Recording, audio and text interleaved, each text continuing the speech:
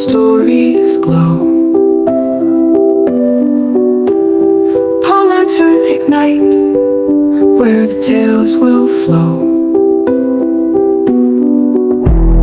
Whispers of the night, under moonlit skies. Every word so bright, in your mind it lies. Palm lantern light guides you through the night. Every tale in sight makes your heart ignite.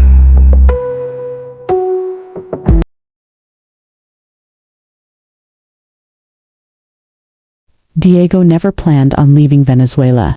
He had grown up there, worked there, and dreamed of raising his family in the country. But dreams had no place in a world controlled by gangs. When they came knocking on his door, demanding that he either join them or pay the price, Diego knew his time was up. The only thing that mattered to him was his unborn son. His wife, Isabella, was pregnant, and he refused to let his child grow up in a world of fear. He remembered how he had met his wife. They had been in the same class in secondary school in a slum in Caracas, both ranking at the top of their class. He had dreamed of becoming a computer engineer, while his wife had aspired to be a doctor. They were both poor and had grown up in the slums, with their intelligence being their only advantage.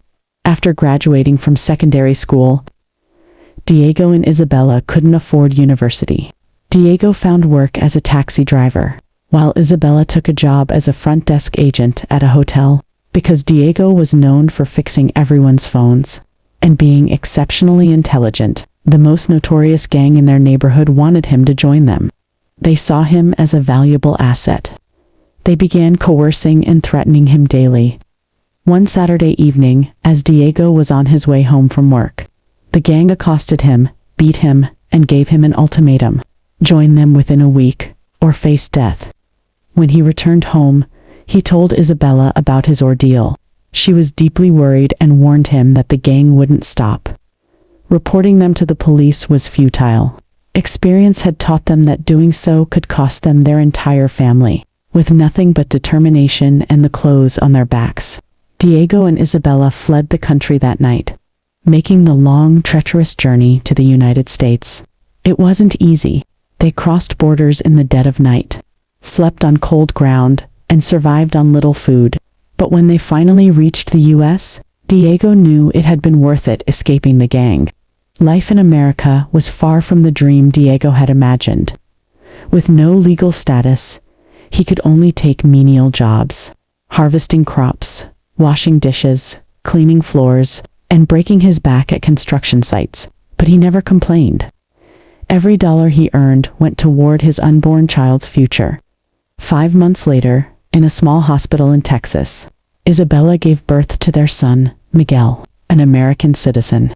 2 years after giving birth to Miguel, Isabella passed away due to hypertension, which led to heart failure.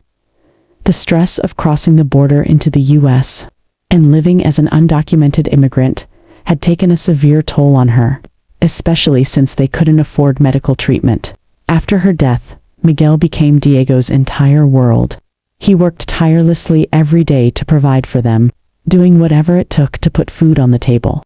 Fortunately, he was able to rely on Mrs. Maria, their next-door neighbor who ran an informal daycare.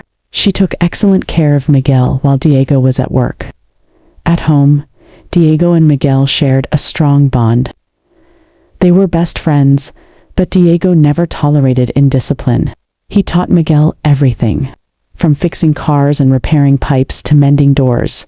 Miguel quickly became handy and resourceful. As Miguel grew older, Diego instilled in him the values of hard work and determination. "You were born here, mijo," he would say. "That means you have a chance. You can be anything you want to be." Miguel took those words to heart. He studied late into the night.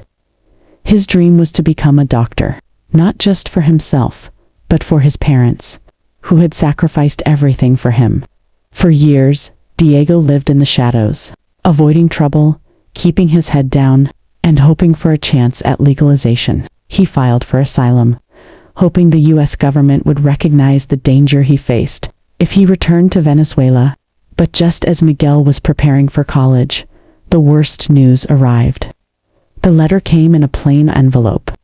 Diego held it in his hands for a long time before finally opening it. His asylum request had been denied again. His heart pounded as he read the words over and over. He had built a life here. His son was an American, but none of that mattered. Diego was ordered to return to Venezuela. Miguel, now 18, was furious. "This isn't fair, Papi. You raised me here. This is our home. You left Venezuela a long time ago. You have nobody there. Plus Mama is gone. How do they expect you to cope? Can't we appeal this?" Miguel asked. Diego forced a smile, though his heart was breaking. "No, mijo. This was our last attempt. Do not feel pity for me. This is your home, and you have to stay. You have to finish what we started." Tears filled Miguel's eyes. "There has to be a way to stop this." Diego shook his head. "I don't want you to waste your future fighting for me. I did everything so you could have this life. Promise me, Miguel. Promise me you won't stop now." Miguel sobbed, but nodded. He had no choice but to let his father go. The moment Diego stepped off the plane in Venezuela, he knew he was in danger. The country had only grown worse since he left. The gangs were more powerful, and the government turned a blind eye. He kept a low profile, hoping they wouldn't notice his return. A year after he succeeded in hiding away from the gang, unknown to him, the latest gang leader recognized him at the supermarket. He was among those who beat him up the night he and Isabella fled. He narrowly escaped. One night, as he walked home from a small job he had managed to find, he heard footsteps behind him. A voice called out, "We didn't forget you, Diego." He turned slowly, knowing exactly what was about to happen. The gang leader smirked, a gun in his hand. "America couldn't save you." A single shot rang out in the night. The moment that Diego was shot, Miguel jolted awake from his evening nap, his heart pounding. A deep sense of unease washed over him. Something was wrong. He quickly grabbed his phone and called his father. After a few rings, someone answered, but it wasn't Diego. A cold voice came through the line. "The gang never forgets. America couldn't save Diego. He's sleeping with his ancestors." Miguel's blood ran cold. His worst fear had come true. He broke down in tears, consumed by grief.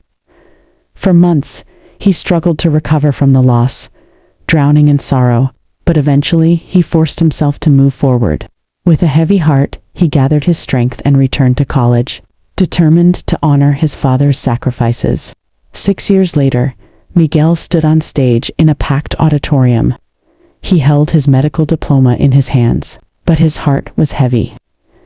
Behind him, a large photo of his father was displayed on the screen. His father saved every penny for more than 20 years for him to pursue education. He deprived himself of everything good so that Miguel could go to college. Without accumulating student loans, Miguel was the valedictorian of the graduation ceremony. With a deep breath, he spoke. "I wouldn't be here without my father. He gave up everything so I could have a chance. He taught me that real love, real strength, is giving everything for someone else." The audience applauded, but Miguel barely heard them. He looked up as if searching for his father among the lights.